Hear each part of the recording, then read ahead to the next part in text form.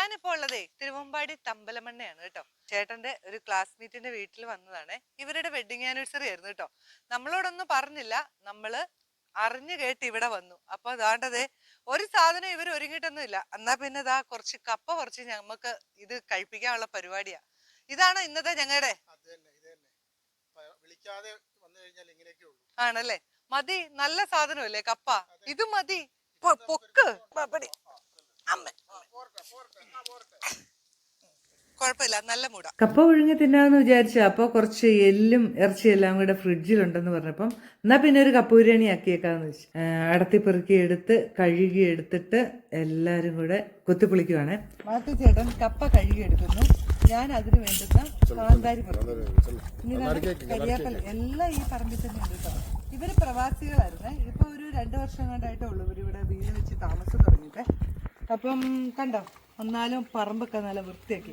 അത് ഈ സാധനമൊന്നുമല്ല, ഈ മനുഷ്യൻ കർഷകൻ. ഇത് ആരൊക്കെയാണെന്ന് ഞാൻ പറഞ്ഞില്ലല്ലോ. ഇത് ചേട്ടൻ്റെ കൂടെ PDCക്ക് പഠിച്ച ഷേർലിയാണ്. ഷേർലിയുടെ ഹസ്ബൻഡ് മാത്യു ആണിത്. അപ്പൊ അവരുടെ കൂടെ ഷേർലിയുടെ കൂടെ തന്നെ ചെറുപ്പം മുതലേ ഉള്ള ഒരു കൂട്ടുകാരിയുണ്ട്. UK വന്ന ഡെയ്സി ഉണ്ട് കേട്ടോ. വെള്ളം ഒന്ന് തിളച്ചോട്ടെ. അത് കഴിയുമ്പോഴത്തേന് ആ സമയം കൊണ്ട് നമുക്ക് മസാല വരുത്തി കുക്കറിൽ എല്ലും അങ്ങോട്ട് കയറ്റാം.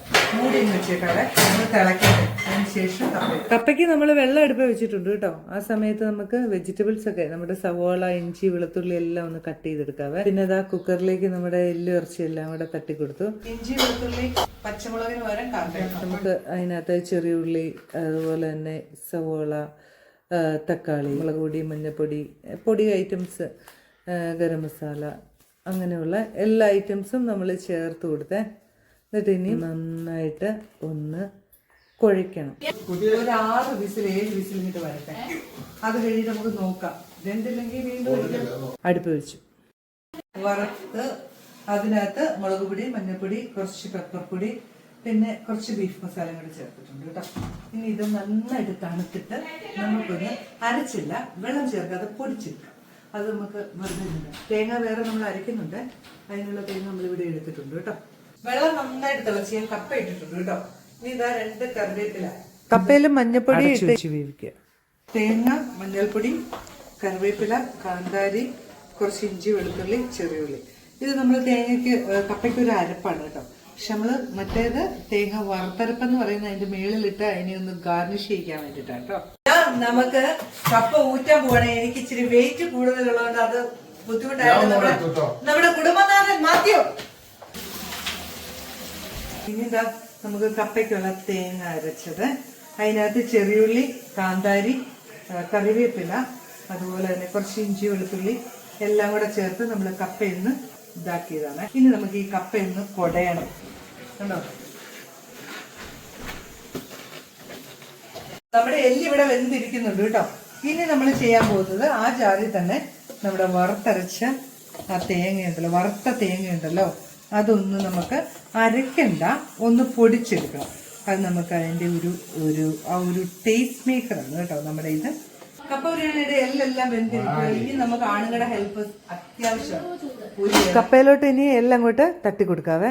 ഇനി ഒരു മിക്സിങ് മാത്രമേ ഉള്ളൂ പരിപാടിയെ. നമ്മുടെ വറുത്തരപ്പ് അങ്ങോട്ട് ചേർത്ത് കൊടുക്കുന്നു. കുറച്ച് ഗരം മസാലയും കുരുമുളക് പൊടിയും കൂടെ ചേർത്താൽ നമ്മുടെ പരിപാടി. കുറച്ച് കറിവേപ്പിലയും കൂടി ഇടുക. കഴിഞ്ഞ കപ്പ ബിരിയാണിയുടെ പരിപാടി. കുറച്ച് കുരുമുളക് പൊടി ഇട്ട് കൊടുക്കാവേ.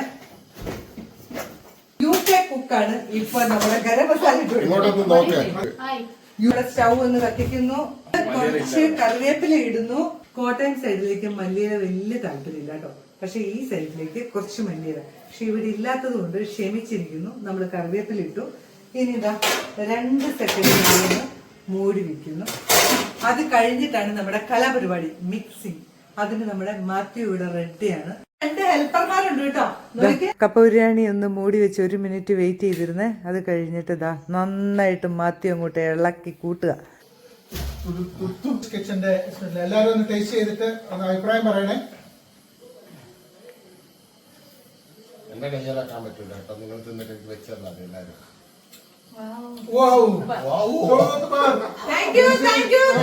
സൂപ്പർ.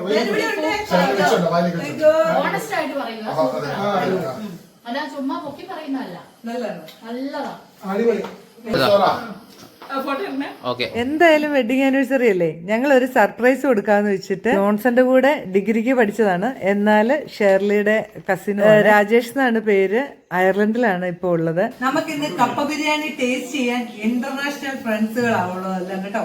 നോക്കിയേ, UK ഉണ്ട്, അയർലൻഡ് ഉണ്ട്, കേരളമുണ്ട്, ഖത്തറുണ്ട്, എക്സ് ഖത്തറുണ്ട്. അപ്പൊ ഇതാ ടേസ്റ്റ് നോക്കിയിട്ട് പറയാം. ഇത് എന്താ ചേർക്കണ്ടേ, പോരായ്മ പറഞ്ഞോളൂ. ഉപ്പുണ്ടോ മുളകുമുണ്ടോ എല്ലാം ഉണ്ട്. Okay okay 100% good. രാജേഷ് അങ്ങനെ ഒരു കേക്കും ഒക്കെ ആയിട്ടാണ് വന്നത് കേട്ടോ.